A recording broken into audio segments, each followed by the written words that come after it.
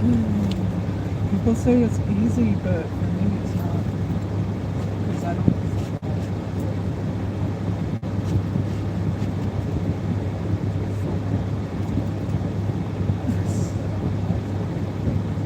Yeah, to me it doesn't make sense sometimes. It's easy. No, it's not. Maybe you're smart, but they don't. They're fucking dumb, right?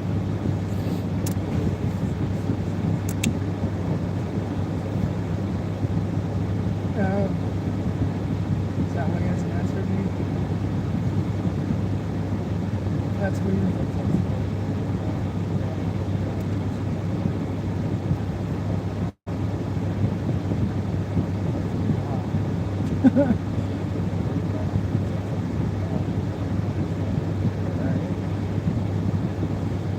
He's fine. If you think you're struggling, he's struggling.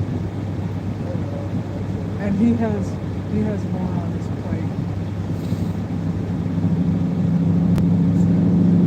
So I said you gotta be positive because you gotta think people are a lot worse than you out there. Like me. I know there's a lot of people that live with their siblings.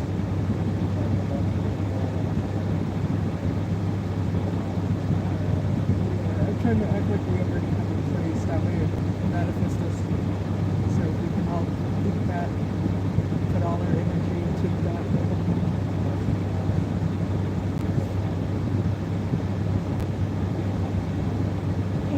You write your own. That's why don't get irritated over every time you speak of it as day I have to do this. Hard alive. Gotta survive somehow.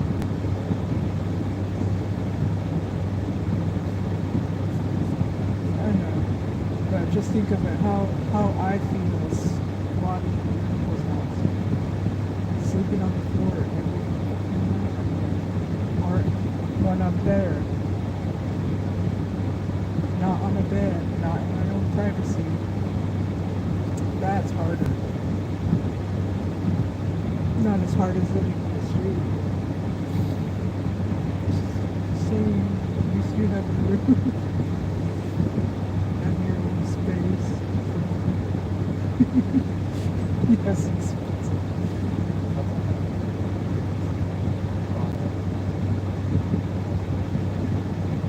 You can.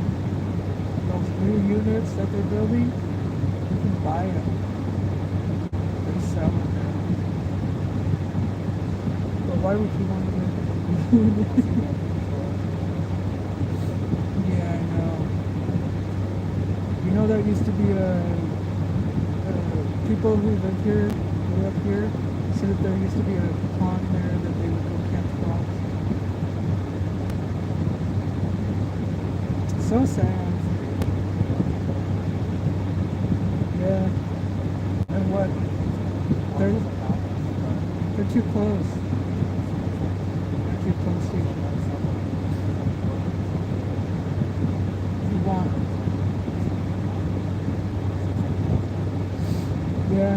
And for a house like that is a lot cheaper in Ohio. That's what I was trying to ask. Just transfer to Ohio. Yeah, yeah. I sleep on my brother's couch and I have stuff in storage.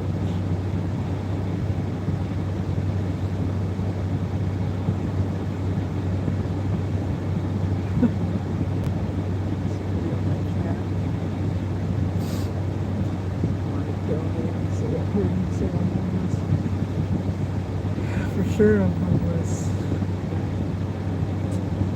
Alright, I will see you heading tonight. Okay, we'll see you tonight. Alright.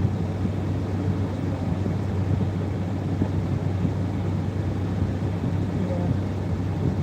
Alright. kitchen won't be open, so I'll see what I'll bring us for lunch.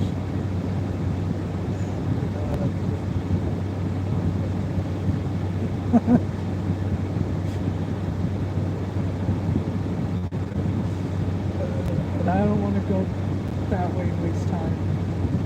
So I'll go to the store and bring us like sub sandwiches. Okay, that works.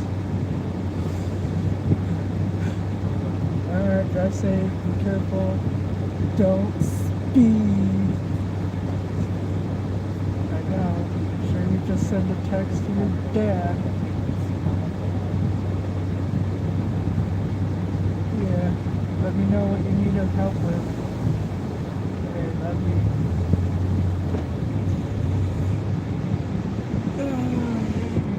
Yeah, I am homeless. I was kicked out of the townhome I lived in. All my stuff is in storage.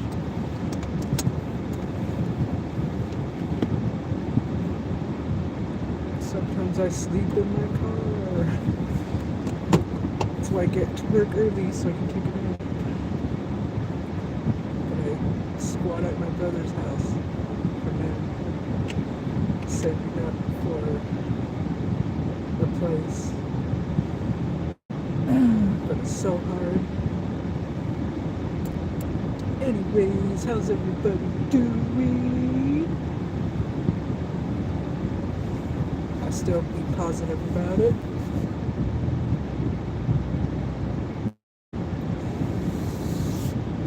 Because at least I have my car and a job. I just don't have a home.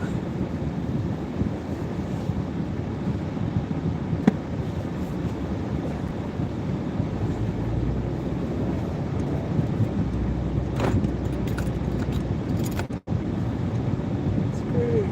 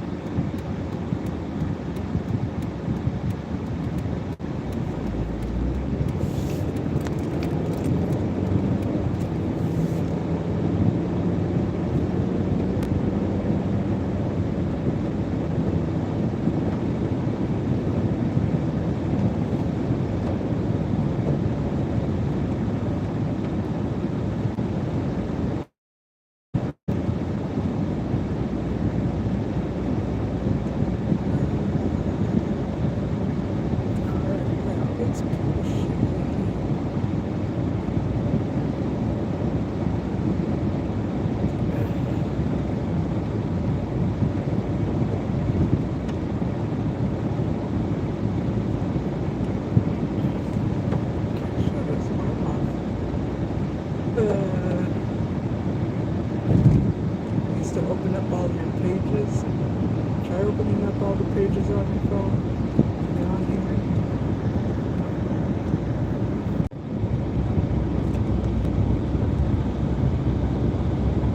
No exceptions, no leniency. For the military police, this duty was Shove your phone One evening, I somewhere. stood on duty at CNC with a fellow MP That whom we called sucks. Jojo. Should have turned He off your leaned alarm in and began completely. recounting a story, a tale that seemed outlandish, but his tone hinted at something other. Just days ago, JJ began, an MP officer saw something along the riverbanks, something vague and hairy. He described how the officer had returned from the scene pale and shaken. The guy looked like he'd seen a ghost. Just turn the volume JJ down. read. This wasn't the first encounter either. Over the years, the similar sightings of this thing had spooked others on the base. The officer dared to make a full report and a shortly transferred. His career was seemingly extended by his omission. I listened, skeptical but intrigued. My thoughts altered and somehow the search for the White House's daughter, last seen with her boyfriend, Kansas City. Don't throw garbage at me.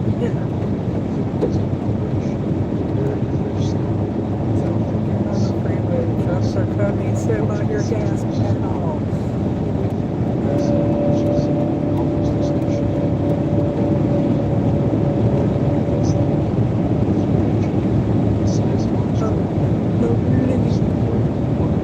Just want to say happy birthday to Parasite. Happy birthday, Parasite.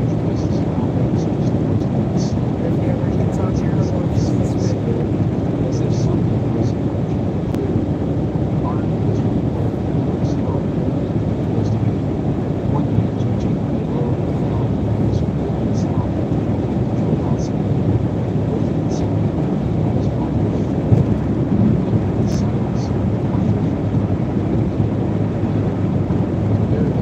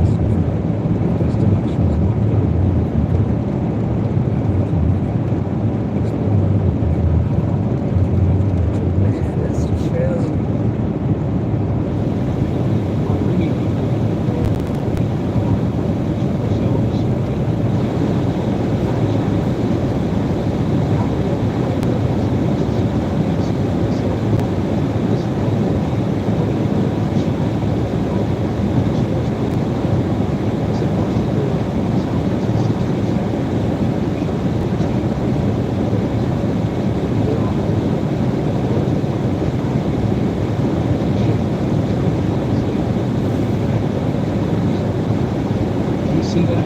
She whispered. The west bank of the river, just north of the bridge. Her son Adrian, who was driving, caught a quick glimpse of the figure before they drove past. Though brief, it was enough for both of them to be certain of what they saw. The figure stood near the water's edge, just beyond the tree line. Its dark, fur-covered body set against the sandy bank. Patricia, unable to leave the car, didn't pursue it. She kept staring back until the figure faded from view as it drove away. When Patricia and Adrian returned 2 days later, they found the river swollen from the recent rains, and the spot where the figure had stood was now underwater. She was convinced there was no mistaking it. Patricia recalled another sighting nearly a month earlier, where she thought she had glimpsed something similar near the same bridge, but couldn't be certain. This time she saw it clearly. The creature's fur was a striking reddish brown, and its arms and hands were invisible, even from a distance. For Patricia, this sighting was more than a fleeting encounter. It was a validation of years spent scanning the area, aware of reports about strange figures near the Minnesota River. The bridge remained silent after their visit, but no signs of debris or storms to explain what she saw. Patricia left that day with the same certainty she felt in that rainy evening. Something unusual had made the riverbank's territory, and it was just as real as the rain now flooding its tracks. That must have been a really spellbinding encounter, but pretty cool stuff. In the spring of 2012, a Kansas man working on his property in a remote wooded area of Kenton County had a series of unsettling encounters that left him questioning what might be lurking in the woods nearby. It all started on a quiet afternoon while he was working in the crawl space under his house. Glancing outside, he caught a few instances of movement just beyond his line of sight. But on his last look, he saw something clear as day. A large, dark foot and lower calf moving silently away. The figure was tall, easily 8 feet, and it was like nothing he had ever seen. It vanished without a sound. Not far from his home, he had discovered a strange stick structure hidden in the woods, which he believed might be a kind of nest. This area was often a source of odd sounds, strange barking or yipping that would echo through the trees. The sounds reminded him of a dog, though they were sharper and more irregular, heard at all hours. From time to time, there were also unmistakable tree-knocking sounds, the steady rhythm of 2 knocks, echoing through the trees and moving toward the stick structure. The knocks were so swift, it seemed as though they were from someone jogging, a creature moving with purpose. The man noticed the behavior of local wildlife around his property also seemed strange, adding an eerie layer to his suspicions. Once 2 small deer foraged near his house, even as something heavy moved behind them. Deer would often seem distracted, focused on something hidden in the woods. Riding his mini bike home from a neighbor's house on one afternoon, he was surprised to see 3 large deer barely reacting to him. They were more concerned with whatever was lurking in the shadows behind them. One night around midnight, he awoke to a commotion outside. The sound was like a chaotic animal fight, with the same yipping noise echoing through the night. He approached a window to investigate, but as soon as it came into view, the noise stopped dead. There were no lingering sounds, no retreating footsteps, just silence. The next morning, he noticed an unusual smell lingering around his property, pungent like a skunk, yet not quite the same, fading within an hour.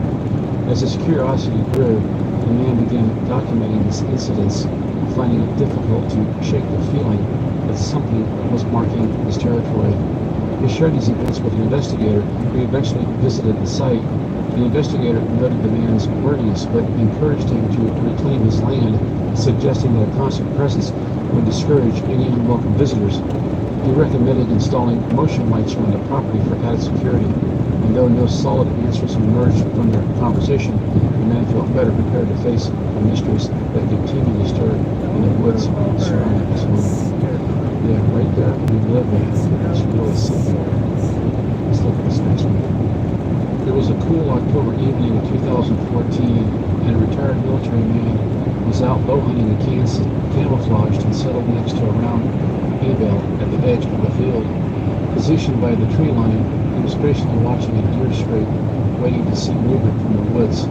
As dusk began to settle and his fiber optic bow pins faded in the dim light, he decided it was time to wrap up. Nearby, his hunting buddy was stationed clear up the tree line, immersed in his own vigil. Gathering his gear, he noticed enough light remained to glimpse the opening between the corn patches nearby. Just then he saw a figure moving toward him from a distance of 150 to 175 yards. Thinking it was his friend, he called out, "Did you see anything?" But got no response. As the figure advanced, it became clear that it wasn't his buddy. The silhouette stopped next to a hay bale, and in that moment, he realized this was something else entirely. Something at least 8 feet tall, towering over the 5-foot hay bales. The figure's features were distinct and startling. It had broad, muscular shoulders, tapering down to a slim, athletic waist, with arms longer than any he had seen, swinging naturally as it walked. The head set directly on his powerful shoulders without a visible neck was high and somewhat conical. The creature moved silently, gliding across the field with a fluidity that was almost surreal. While the sight was extraordinary, he felt no fear. His military training kicked in, keeping him grounded as he observed the creature from the shadows. He decided to edge closer to the tree line, camouflaged against the background and careful not to silhouette himself. The creature was now only 100 yards away, still walking calmly in his direction. His steady pace and lack of reaction led him to believe it hadn't seen him. Finally, he slipped away quietly toward his truck at the edge of the trees, but as he reached his vehicle, he felt the need to make sure it kept its distance. He opened his hand and slapped his tailgate hard, the sound echoing like a gunshot from the still evening air.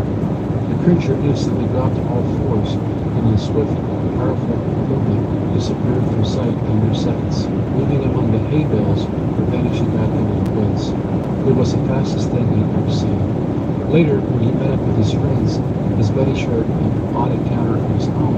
He had fired an arrow at a buck that evening, but instead of continuing his flight, the deer had stopped suddenly, looking with alarm into the open field before turning back and bolting in the opposite direction. In an interview with the investigator later, the man recounted the details with precision, his military background lending a practical focus to the story. Every feature from the creature's form build to his stealthy movement stood out to him.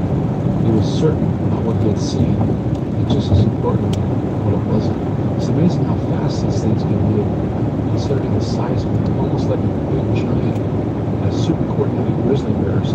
In October 2000, a student at Haskell University was out by the wetlands near Lawrence, Kansas, working on a photography project. The late afternoon was calm and airy, with no sounds beyond a light breeze rustling through the trees.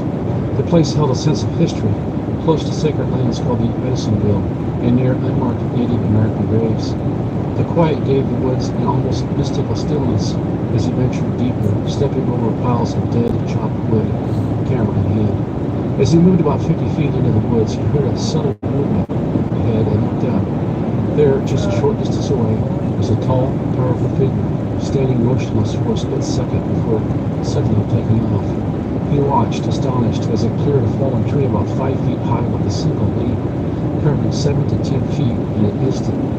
Though the creature moved quickly through the underbrush, it made almost no sound, vanishing into the thick foliage as it had merely shimmered out of existence. For a brief, instinctive moment, he thought it might be a worker in a heavy coat in the nearby factory, but the shape was all wrong. It was covered head to toe in dark blonde, light brown hair, and stood at least 6'6", with a slight slouch to his posture. Heart pounding, he gripped his camera tighter. The creature was elusive and silent in a way that disappeared. There was only silence. No snap of twigs, no rustle of leaves, nothing. He stood there, feeling a presence as if he were being watched, but saw no movement. It took all his nerve to calm himself, take a deep breath, and finally turn back toward his car. On his way out, he noticed a large pile of feces nearby, oddly human-like larger. A closer look revealed small bones and fur within. Though he'd had a camera, he admitted later that he hadn't had time to adjust the setting or focus in those few surreal seconds. He'd simply been too shaken to react. The sighting left him in awe and dread. A brief encounter with something unknown, both terrifying and unforgettable. One could imagine, this thing was really amazing that it could move that way. Alright, we'll do 2 more here. It was a clear June day in 1995, and a couple from southeast Kansas, eager for a day of fishing, set out to find a peaceful spot in the wilderness near Cherokee County, about a mile from the famous Big Burnous coal excavator. Driving down dirt roads, they eventually stopped by a strip pit, a remnant of the area's mining industry, and began exploring the dense woods surrounding it. The wife led the way, quietly weaving through the tall brush, while her husband, Michael, trailed about 50 feet behind. She was focused on listening for the sounds of the creek, not wanting to disturb the fish with any noise. Just as she stepped into a small clearing, a sudden, deafening scream split the air behind her. The sound was overwhelming, echoing through the trees and reverberating in her chest.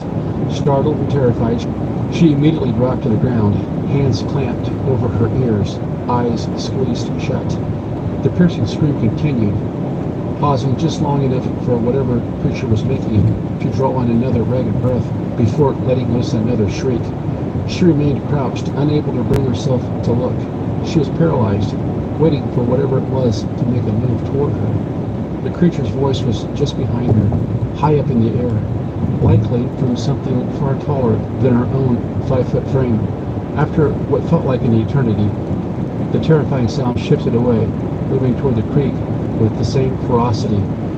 She cautiously opened her eyes and looked up, just in time to see a large shadow crashing through the trees, clearing the 10-foot creek with a single leap. Small trees and branches trembled and shook as the creature disappeared into the woods beyond its screams fading in the distance. By then, Michael had reached the clearing, shouting her name as he caught sight of the trees thrashing in the creature's wake. She slowly rose to her feet, still in shock, her heart pounding in her ears. For a brief, chilling moment, Michael had thought the creature of them had ever heard, too loud, too close, too otherworldly. Later, as he processed the encounter, she realized that she must have stumbled upon the creature unexpectedly, startling it as much as it had startled her. Though they planned to return to check for tracks, a rainstorm washed away any trace. Her husband had once seen a similar figure near their home, and the locals often whispered about strange sightings in the area, particularly around the reclaimed strip mines, which had become wetlands and a haven of wildlife over the years. After that day, she only returned to that fishing spot with friends, never alone. The experience left her shaken and deeply aware of the wilderness she once took granted, a place that held secrets, some that defied explanation, and lingering long after that fatal scream. Intense sighting. In the stillness of a winter night, around 12:30 a.m. on February 10th, 2015, a retired police officer was on his usual drive home from Overland Park to Lansing, Kansas. Working late shifts, he had gotten used to the quiet drive north on K7 highway. As he passed the Falcon Estates subdivision, the silence was abruptly shattered by a large, shadowy figure that bolted across the road on 2 feet, moving with astonishing speed. The sight was fleeting. Only caught a glimpse of his back as it dashed across the road, illuminated by his headlights and those of another car trailing behind him. The creature was close, no more than 5 or 6 feet from his car, close enough that if his arm had been 6 feet long, he could have reached out the passenger side window and touched it. But what stood out most in his memory was the creature's hair, which was longer than his own, roughly 2 to 3 inches, in a peculiar shade, blending dirty blonde and light brown with a slight wave, almost curly at parts.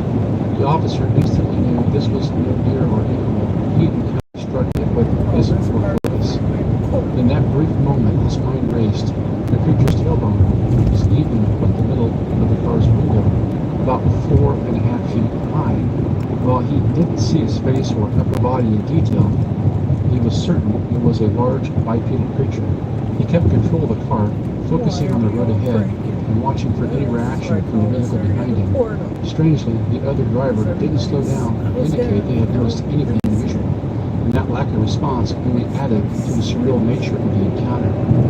Time seemed to slow, as it often had for him in high-stress situations during his years on the force, allowing him to retain every detail with clarity. That night he went home, pulled out a pen and paper, and meticulously documented everything he'd seen, writing with the precision of a report from his days in law enforcement. Later, a BFRO investigator spoke with the officer, who recalled every detail as clearly as if it had just happened. He was sure of what he'd seen, not just because of his training, but because of the undeniable reality of the encounter itself. The area near K7 Highway, while rural, was known for its rich farmland and waterways with ample deer, turkey, and patches of forested cover.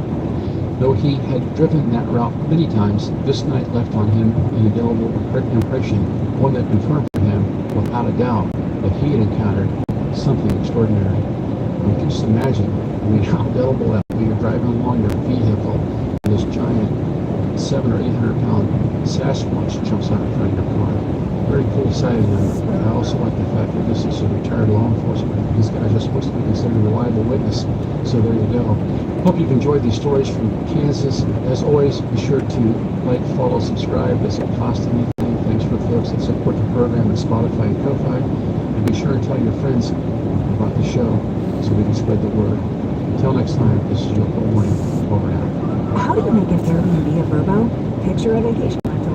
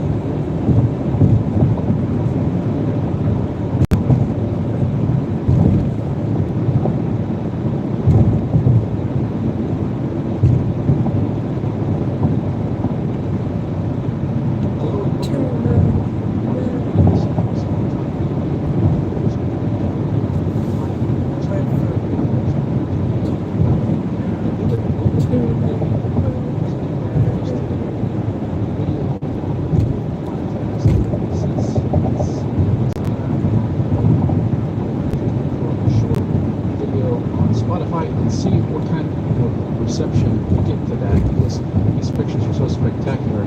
And I can tell you though, it is a lot of extra work, so unless this video really goes viral for me, probably won't be doing it every week. So what happened was, here on October 16th, I guess, there was a spectacular video taken by a wedding photographer there over Toledo, Ohio. This thing is amazing. You see this light in the corner and an orb, and it just shoots off to the right at this, I guess I would say, paper sonic speed. We'll take a look at it right here. I first found this video over at Twitter. I reposted it on my Morning Sub UFO site at Twitter. You can take a look at it there. Really, really cool stuff. Let's just take a look at this thing and see what you think about it. I just think this is an amazing video. So for those that don't have the video, you just see this orb stationary there above the skyline in Toledo as you're looking out over the lake, and then it sits there for a second, and then it just blasts across the sky to the right side of the screen. It is just an amazing, amazing sight as much as we will see. Now the article here says it's a video going viral. A local wedding videographer captured what appears to be an unverified flying object in the Toledo night sky. The drone video is stirring a lot of conversations online from TikTok, Instagram, and even Facebook. Shay Rickard, owner of Shot by Shay, is a busy man this time of year with fall weddings taking up much of his time. It's blowing up on TikTok and Instagram and all that stuff, Rickard said. But this time, while working as a videographer at a wedding near shot It wasn't until later on Rickard discovered what appeared to capture. I'm looking through footage, he said. The clip that's gone viral is what I see that next morning, and I don't know what it is, so I posted it online. Everybody's freaking out over it. Well, you can see why. I mean, this is an amazing clip. Rickard initially sent the video to his assistant. I get a video sent to me. I called him immediately, and we had a pretty lengthy conversation about all the possibilities of what it could be or could not be, Ray Garrett said. And the speculation is running wild.